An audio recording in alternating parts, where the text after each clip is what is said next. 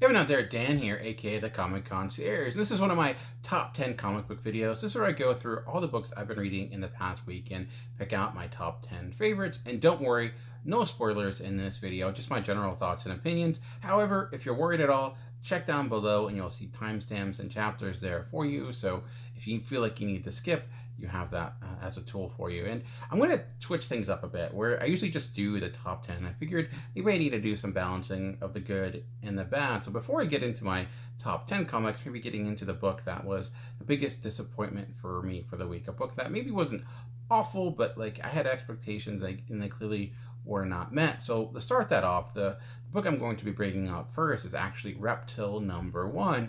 And you may be asking yourself, why have any expectations for this series whatsoever? You know, Reptil's been a character that has really been non-existent in Marvel. You know, he's been here and there. And, you know, it seems like this is just an opportunity for Marvel to try to make a new character out of nothing. And I think that is necessarily not a bad thing. I think Reptil as a character actually has a lot of potential. The idea of a kid superhero that can change into any type of dinosaur that he wants, that to me is a huge selling point for kids. I think there's a lot of problems with this first issue. First and foremost is it's not necessarily being directed towards the audience this idea is for. Like, this to me would be like Marvel taking a step back and actually looking at what DC is doing with their YA line, where they have those young adult books that are outside the norm of the Marvel continuity or their DC continuity, and they're their own thing, and they're written in that YA format. And really, I think they've been very successful with that. They've had a number of really solid titles. To me, Reptil is that type of character. I know Marvel does a lot of their like other kid-friendly stuff, more a kid-level stuff for IDW with their action series, but I think Reptil would be a perfect character to put in a situation like that. This OGN that is designed for kids, give them the idea that this is a Marvel character. He exists within the same world as Spider-Man and Captain America, and he can change into dinosaurs. You throw that in the Scholastic Book Fair, I think it's going to sell in bunches.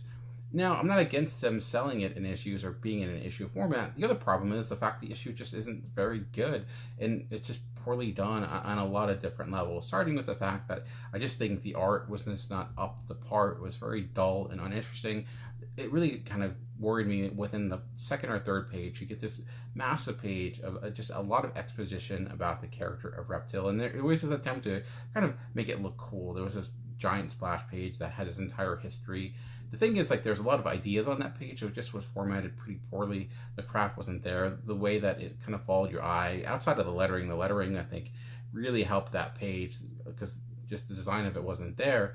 And then as the story went on, it just like the world itself felt very dull and uninteresting, lifeless, and it felt like it just was running headfirst into every trope that we have for superheroes, and it was just overbearing with the amount of exposition. They try to like catch you up on the entire history of the character, rather than just like using this as a new #1. Just who cares what happened before? Just start anew. Act like, you know, whatever happened before didn't happen. This is an opportunity, again, to kind of garner some attention from readers that maybe don't read the other books. Don't force them into trying to catch up with all that. It's not the best way to open up a new series like this, just with like nothing that's all that interesting. Just makes things overly complicated, more so than they need to be. And that to me was like the theme of this. There's not like an impossibility that this can become a better series and find its footing.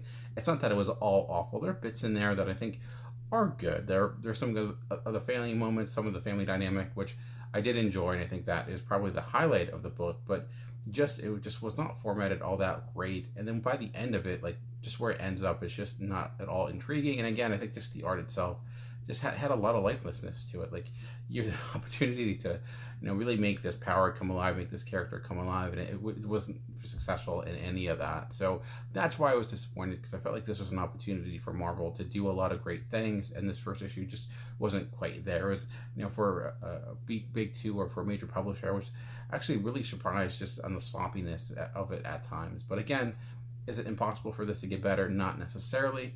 I just think that this is a really a wasted opportunity, which to me is the worst thing. You know, it's not an awful issue. It's just really average. And that to me is far more disappointing than something that's trying for something and fails. You know, getting something that is just milquetoast is just, you know, ultimately the worst thing you can do, because it'll kind of go in one area and out the other. you'll never remember it. So unfortunately, Reptil #1 was my biggest disappointment of the week. But let's get into the books I actually did enjoy by looking at my number 10. My number 10 is Teenage Mutant Ninja Turtles: The Last Ronin #3. And there's been a lot of breaks in between this series. I feel like, it's 5 months in between each issue, and I don't think this issue still has matched the strength of the first issue. I thought the first issue was a lot of fun. It was basically the raid done with Teenage Mutant Ninja Turtles, and this is a story about the last Ninja Turtle in a future Dark Knight through the Turtle lens, basically. And this is another issue where we're getting a lot of backstory to what happened to the turtles that are no longer there. And since it's still somewhat of a spoiler, I won't get into who the actual Last Ronin turtle is, but actually a number of key turtle figures, key turtle characters die in this, and you see what that led up to. And I do think, though, like, this series won't necessarily work for you if you're coming into it blind. It does seem to tie in a lot, especially to the IDW series a little bit, but as someone who's read a little bit of that, and of course grew up with the Turtles in the 90s and even watched some of the other TV shows as well, I did like the kind of the continuation of that history. So, and there's a variety of different art styles with this. I mean, Kevin Eastman even does a few pages, and usually that would be a bad thing when you get so many varying styles for a book, but I think it fits this narrative because you have this shifting timeline.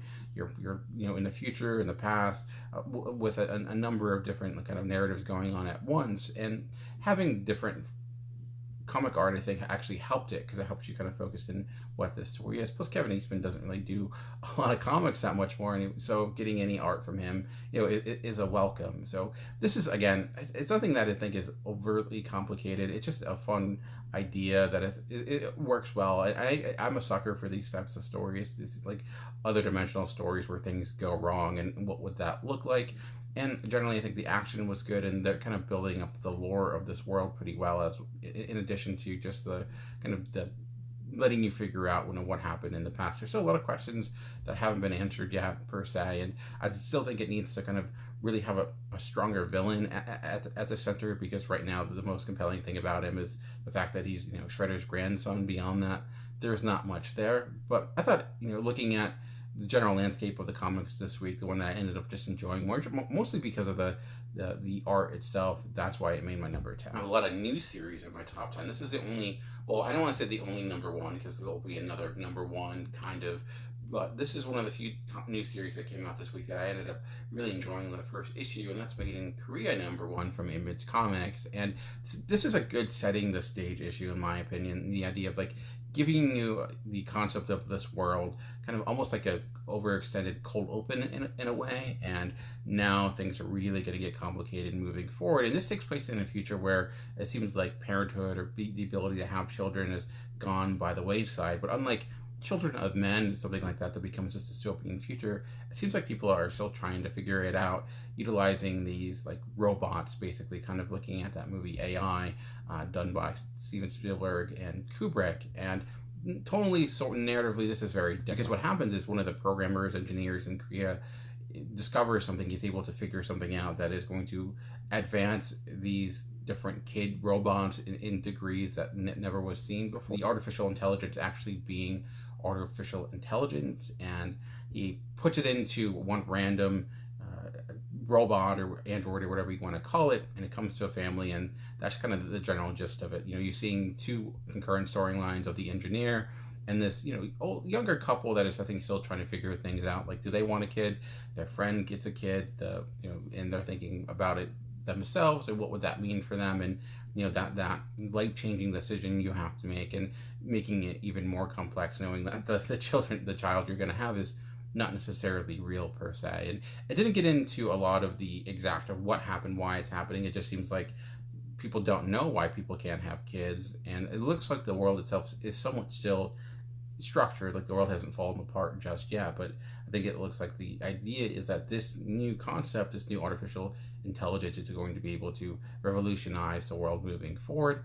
So I'm interested in seeing where this goes. I think it does a good job of not diving in too deep, just giving you the general sense of everything, pacing itself out pretty well, giving you an idea of who these characters are, setting up the conflict. It's a good bare bones issue, and how it kind of is structured, and how it's basically to execute like all the things you need to make a good comic. So then the issues that follow, I think, can dive in even deeper for making a stronger narrative overall. My number 8 comes from Vault Comics, and it's Money Shot number 11. And this came back this week, and it started a brand new arc. And to me, this is how you start a new arc. I've been off Money Shot for a little bit, so I thought, maybe I'll dive in to see, can I get everything? Can I understand what's happening, even though I haven't really read the last couple issues? And this was a really great starting point to link back to my old starting point video. And I really found myself just enamored with the character dynamics in this series, outside of just the sex and the aliens and the science. It's just rather great just seeing all these people interact, and there's just a consistent sense of great humor throughout as well. This is written by Tim Seeley and Sarah Bietti, and with art by Carolyn Lane. As I mentioned, this does start a new arc, and it sees Chris seeking to get a replacement for Dr. Yasmin Blanco, who left in the last few issues, and they do find a replacement, a rather very attractive and very voluptuous replacement that brings in a lot of eyes and minds right away. And it's a replacement too that she's this really well researched and knowledgeable scientist, but of course the reason that I want her is not just because of her big brain, but other big things that are also on her body. But again, this is, I think, the way it handles sex is, I think, rather enlightening in the fact that it doesn't necessarily make a big deal out of it. It's an act people enjoy, and let's not act like that's not the case or something like that. But I think the commentary is there, and also what is really, I think, the driving force is the humor. It's really funny. It's consistently funny. It's well timed, and it's just kind of a delight to read. It's dealing with some serious issues, of course, with the fact that this world is falling apart because of global warming, and they're trying to find a way to fix it. And of course, that's why they're doing this. This experiment of trying to get subscribers through their different sex acts, and seeing that it's not as easy as people make it seem, and the fact that it's not just about looks, about when it comes to getting people interested in seeing your sex video club or whatever you want to call it. And again, just a lot of combinations of different things. I just do think all the characters have their own unique voice as well, and that's consistent throughout the book. And because of that, when you have interactions, there's a lot of great humor, like the fact that when she's trying to find this replacement, and just the amount of work that she went through, but how she tries to act all cool about it, and how she's very taken aback by her new addition. But I think that fondness begins to wane as things don't go as expected. So I think this is a great issue, like I mentioned, to jump on to this series.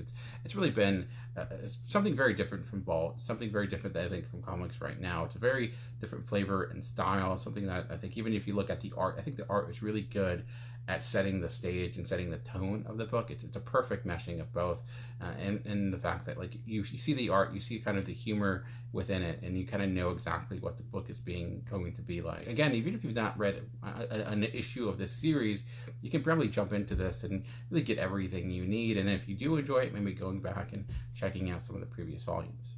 My number 7 is my first comic from Marvel, and it's X-Men number 20. And X-Men as a series has been one that I've enjoyed, I've not enjoyed. I've had kind of mixed feelings throughout the entire X-Men line, but I really liked this issue, and I think it was really because of how straightforward it was in a way. You've had a lot of X-Men comics that have been overtly complicated with a lot of moving pieces, and that can be fun too, seeing this puzzle be put together. That has this I think is tying in a lot to Powers of 10, House of X, in a lot of ways, especially the way it ends. So if you're kind of a person who enjoyed that run and that line, that way it kind of redefined the X-Men line, this 20th issue I think is kind of bringing back a lot of those plot points, and certainly based upon it ends is going to be what things are moving forward to. And also it is a big lead into the Inferno, I think, storyline that's moving forward. But the issue itself is just Mystique trying to infiltrate this organization to stop Nimrod from coming online, and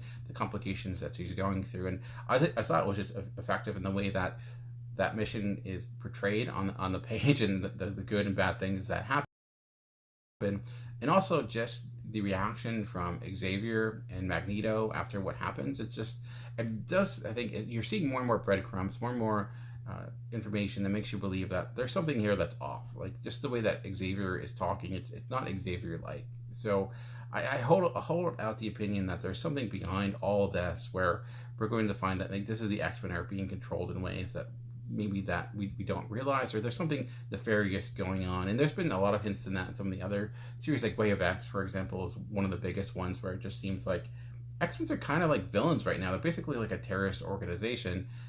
But why is that happening? I think it's a lot of it is the fear that they've been trying to overcome due to like what they know of the future and what that fear is driving them towards. And I think we see that in this issue, and also see the price of failure. So I don't know if you're a person that maybe has jumped off the X-Men. I know the Swords storyline threw a lot of people off because there was just so many issues and it did get a bit complicated. I thought X-Men 20, if it's more akin to what's going to be like moving forward, it might be a good issue to jump back in to the X-Men line, but we'll see, because I know we have the Gallows storyline going on soon and how that's going to reshape things. But it does seem like this is a series that doesn't necessarily hold itself to a certain standard all that well, and it likes to change things, and that can be a good thing, that can be a bad thing. But as a single issue, I did really like X-Men 20. My number 6 is Ha Ha number 5, and this is written by W. Maxwell Prince with art by Gabriel Walta. And a big reason I liked this series was the art by Gabriel Walta, which is not a surprise to me. When I did my starting points video, I thought this would be an opportunity to be one of the best issues of Ha Ha yet.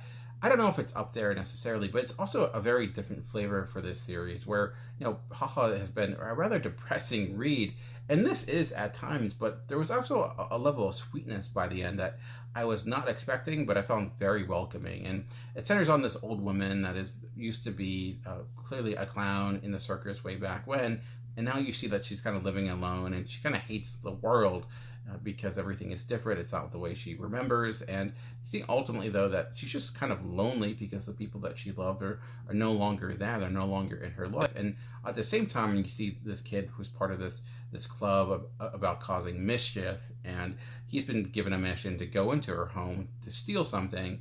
And then things go down because of that. And I thought, just like, where is this going to go? Is it going to, knowing W. Maxwell Prince's storylines is something like Ice Cream Man, that can be like, is this kid going to go through some sort of literal hell? Like, where is this ending up? My thought was, nothing but death and destruction awaits with this issue, but it went a different path. It was actually a very quiet issue in that sense, and I do wonder if that's going to maybe be something that a lot of people don't like, because it is a little bit, more on the side of kind of taking things at a different direction, being a little bit more dramatic or laid back with the way it's executed. But again, I think maybe that's why I ended up enjoying it as much as I did. And Gabriel Walta, I think, is really underweighted in the way that he kind of depicts emotion on the page. Like, his characters often, like, they just have often this sad look on them, or this look that are just ultimate dread. You think of something like Vision, and like he has a good way of just conveying that on the page. And that was certainly true throughout this, because that, obviously you're centering on this character, this old lady who is just, beyond her years and is just not enjoying life.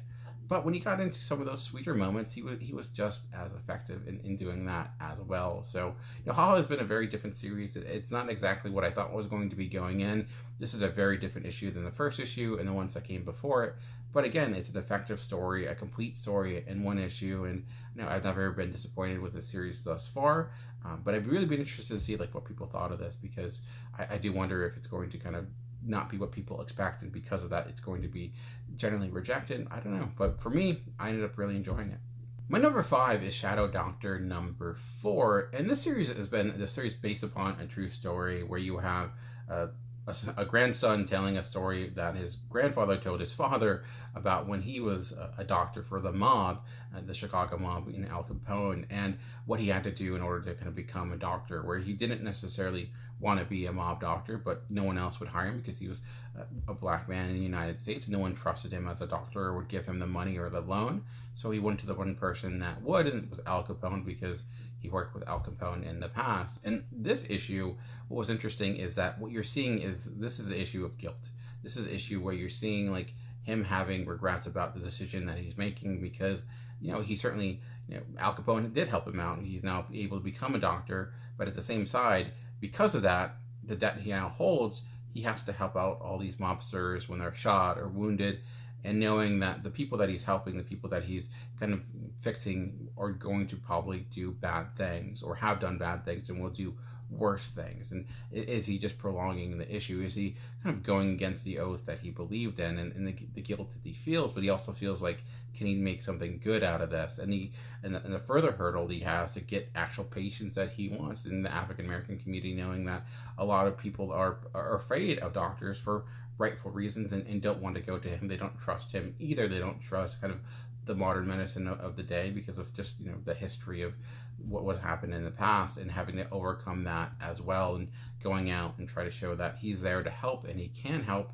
and kind of reject the ignorance or the preconceived notions of an entire community that's fearful, and rightfully so. So you see this multitude of battles that he's facing, and I thought this was probably one of the most emotionally wrought issues of the series thus far because of that. Like, I was wondering when this issue was coming, because I felt like it needed to come for this story to feel complete, because we had a past issue where we get kind of the lighter side of Al Capone, where you really saw Al Capone fleshed out as an actual human being.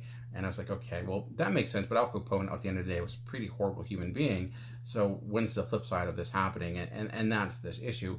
There's not much Al Capone in this specific issue, but you certainly see the ramifications of what he is doing, and just the chaos that's happening in Chicago, you know, because of him and all these different gang members, and in the war that's coming. It's going to be a series that I'm going to be sad when it ends, because eventually it kind of has to, just based upon the story that's being told.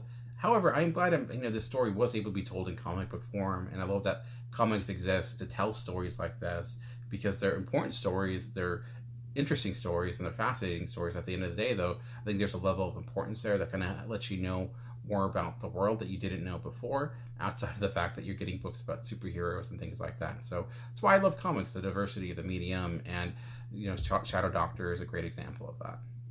My number 4 book this week is Strange Avengers number 10, and this is the issue that answers the mystery that's been plaguing this book since the beginning. And I think, whenever you have a mystery that runs this long, it's a dangerous game to play, because are you going to be able to satisfy people with the answer that you're giving? And I don't know what people are going to think of it, but to me the answer made sense. Is it anything that is super shocking, or oh my goodness, like that came out of nowhere? Not necessarily, but I don't think that is always the best way to go anyways. But I think it makes sense. It does help, I think, fill in a lot of the blanks with this book thus far, and it at least, I think, makes me want to go back and reread all the issues that came before. But what I really love about Strange Avengers, the story certainly is there. It's been something that has been a little bit challenging at times to get into. I haven't been able to always grasp onto it. Some issues I've loved, some issues I felt like just quite weren't there for me, and I felt like it is one of those books that you're never really going to be able to completely critique until you read the entire thing.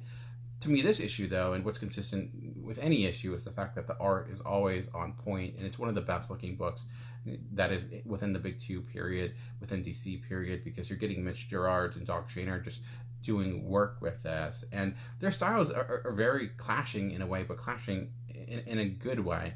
Doc Shaner's style is, I think, more akin to kind of classic, idyllic looking superheroes, almost like something that is a modern version of the golden age. Mitch Gerard is on the other side, where people feel down and dirty in a reality that is kind of brushing away the veneer of the superhero genre. So when you mesh those together, and when you put them on the same page for a story like this, it is just a good combination of narrative and art choice that kind of, I think, strengthens the overall story. So even if I'm not sure about the general idea of the story or how well it's being executed, on the art standpoint, I'm always fascinated by it, and I think that's one thing that's been consistent with this. And I mentioned that when I talked about my favorite covers of the month, and again, beyond just the covers, the story itself maintains that as well. So I think I don't know where I fall on this series as a whole. I think I won't know that until we get the next few issues, but I am glad we got the answers, at least one of the biggest answers to the mystery in this issue, because I think the ramifications of what comes next, I think, are going to, tell us a lot about what this story is going to be for the long haul. So I'm interested to see how that bears out. My number 3 for this week is Better Ray Bill number 3, and this comes from Daniel Warren Johnson and, of course, Marvel Comics. And I've been adoring this series, and it's not surprising to me. I'm a huge fan of Daniel Warren Johnson's art, because I've eyes that work, and I've loved books like his Wonder Woman series. I've enjoyed Murder Falcon. I enjoyed his Extremity work as well. And when I read this book, right, when I read any of his books, really, I just feel like if you listen closely enough, you'll hear like that Metal Death soundtrack in the background, because it's just something that even though I'm not a huge rock and roll person or heavy metal person, this series definitely makes me that, because it has that type of energy. And there's been a lot of standout moments in the series, but I think what's great about him is how he can mash the wild and crazy and over the top ideas with the human moments as well. He did that with Murder Falcon to an amazing degree, and I think you're seeing similar pieces of that with this story. We have Beta Ray Bill, who's going on this really personal quest because he feels ultimately damaged as a person. He was this made into this, become this weapon, and because of that, he's just has the deformity of looking like this horseman in a way, and it's really getting to him. He feels like an outsider, and he's hoping that he can kind of go back to his true form by finding a weapon. And he wasn't able to get Odin's help, so now he's going to literal hell to find his answer. And I think so. What you see driving this is somewhat of a selfish desire in a way, because he's putting people's lives at risk. They're willingly doing it, but for something that to kind of make himself feel whole. I don't think at the end of the day that's what's going to happen, because I think there's some twist there. But what to add things to the fire to make things even more complicated, his ship Scuttlebutt is now become a living person, which sounds kind of weird, but it's actually working out quite well. And that's actually added a lot of the heart to the series in addition to that, because seeing this relationship between Beta Ray Bill and Scuttlebutt, whatever the character is, it's something that was unexpected, but I think you're seeing kind of barriers break down a little bit, because Scuttlebutt, I think the fact that it's been this kind of living beacon for Beta Ray Bill has a lot of affection for him. So where is that going to lead to? And then you have just standout fun moments as well. Scourge to me has been the kind of the highlight of this book. He has so many great lines. He adds a lot of fun to the book. When he's yelling about getting beers, talking about just loving to shoot guns. Scourge was someone that I think Walter Simonson certainly made into one of the best storylines in Thor, period. And anytime you add into the comic, I think you put a lot of pressure on yourself to you got to make this character work. You can't just throw him in there just because he was in the movie. And Daniel Warren Johnson writes a great Scourge. If there was ever a Scourge series, I'd love to see him do it, because I think I would be into an entire series of just more antics like that. But again, it's a good balancing act of both those over the top extreme moments, fantastic looking art, his ability to draw scale, his ability to utilize sound effects in an effective manner, and again getting those human moments as well. He's in complete command with this book. And yeah, if you love the Thor series, it's a very different flavor, but I feel like it's very much in line with that. And if you loved other Daniel Warren Johnson stuff, and maybe you're like, I don't know about him in Marvel, it feels like he'd be too much editorial restraint, don't worry, because they gave him a lot of rope, it seems, and he's really doing well with this series. And I hope it leads to him doing more things for the big two and giving him series like this where he can kind of do what he wants, or have the ability to not be worried or burdened with other storylines. Give him a character, let him go, let him do his thing, and we're getting great things with it.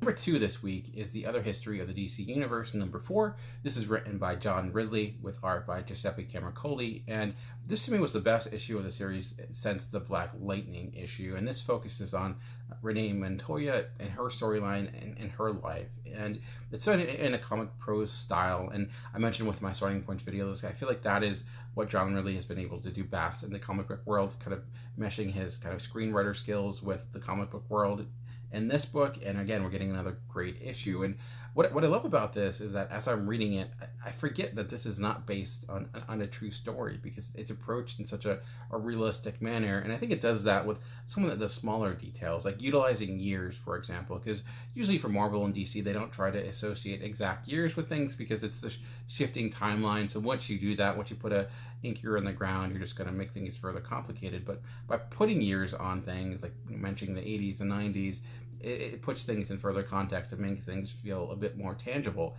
And beyond that, touching on real life issues like Arthur Ashby, for example, the tennis player, and how he died of AIDS, and linking that to the struggles for those that are gay during this time period, and knowing when Renee Montoya is also gay, and how the struggles she went through being a police officer and being scared and not knowing, she's a woman in a man's world, and adding that on top of that. It's also great how it meshes, though, all that, realistic sense, that sense of realism with DC storylines of the past, like No Man's Land, plays a big role in this, because of course she's a cop and she's now in a situation that is outside the norm of being a cop. Like, how do you handle that? Eventually even getting into the mode when she becomes questioned in that story as well. And the art, like, again, Giuseppe Capriccoli's art, the design he puts on the page, again, a lot of creativity in that, because it's challenging as an artist, because you're trying to tell an entire story with one image and trying to match with, you know, what's on the page, and being able to choose that is not easy, and then the creativity that's in there as well. So it's a good mashing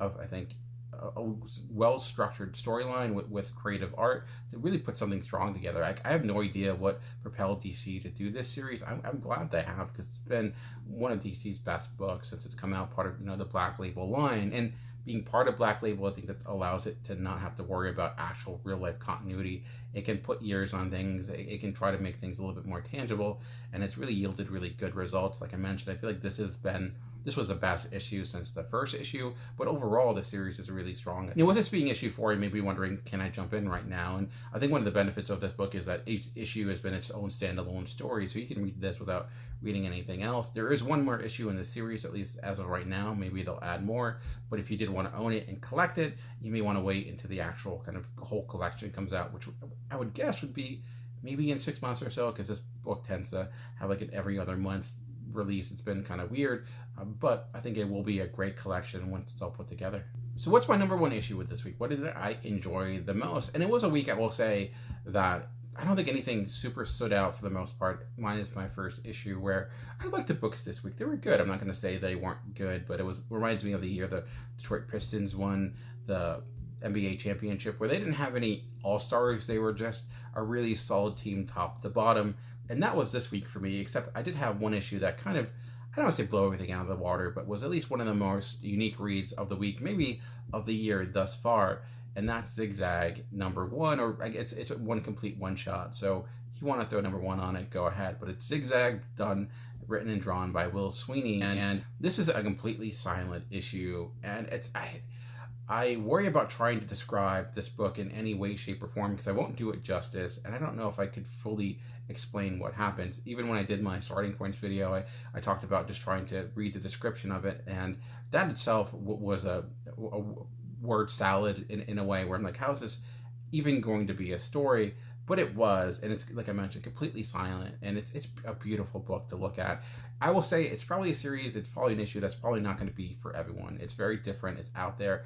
The thing I kept thinking about was that French animated film Forbidden Planet. This kept kind of just the tone of it. Story-wise, it's very different, but I felt just it had a very similar tone to that, where it's like, we're going to be weird, and we're going to shoot to be as weird as possible, also dealing with these weird-looking alien creatures. And the general premise of it, to try to describe it the best I can, is that you have these like robots that end up becoming controlled by these tiny individuals that kind of are birthed out of this person. They basically like little pieces of fungus that start controlling these robot androids, and they go on different adventures, including going into another dimension to help save an enslaved person. And this is a comic where the story itself, that's not the great thing about it. That's not why it's my favorite book. It's just, looking how this story is executed, because being a completely silent book, you have to have a lot of trusting in your storytelling as a comic book writer and a comic book artist, because you're not giving people much. You're hoping that they can catch up. You're putting a lot of faith in the reader to say, you're going to have to do a lot of interpretation. Use your old school inference skills to figure out what's going on here, and maybe things won't completely make sense, or maybe you'll have to reread things over and over again, but when things do click, they really click. And this is a book I did have to read, I think, a couple of times. It's not the longest of reads, of course, it being silent, but I enjoyed it every time more and more. And again, partially just looking and loving the page itself. It's just, the colors, the design, it was like a fever dream, but in a good way. And again, I talked about with other books this week, where my favorite thing about comics is the diversity of the medium, just in the design, the way that you can consume them. I think that's why I love comics the way I do. And again, another example of this, and this week was a good example of that, because of completely different types of books this week, especially my #1, of course, coming from Fantagraphics. So, if you're a person that loved Red Room, for example, it's a very different book, but if you want a similar flavor to Fantagraphics, just to see what they have as a publisher, And that is one of my hopes. Like, Red Room was a book that I think had a huge mixed reaction, and I think that's exactly what Ed Piskor wanted. But my hope with that is that people will kind of really realize that, wow, Fantagraphics is another publisher that exists, and try out some of their other things. And I would highly advise at least giving Zig Zag a shot. You know, you don't necessarily have to love it. Maybe just look at the preview images, whatever that may be. But I think, to me, I've ended up enjoying comics more and more because I've tried new things, and sometimes they don't work, sometimes they do, but when they do, you just realize, just like, oh my goodness, this is an entire world of comics out there that I didn't bother to even try to read. So anyways, I'll get off my soapbox and just say that this was my favorite reading experience of this past week. But I'm curious to know, what were your favorite books this past week? What are some books I didn't mention? Do you agree or disagree with my thoughts? Let me know in the comment section below. But I do appreciate you taking the time to check out my channel. I know there's a ton of comic book channels out there, so any view, any interaction, I truly do appreciate. Just remember that comics are for everyone. The key is finding the right one. Until next time, keep reading.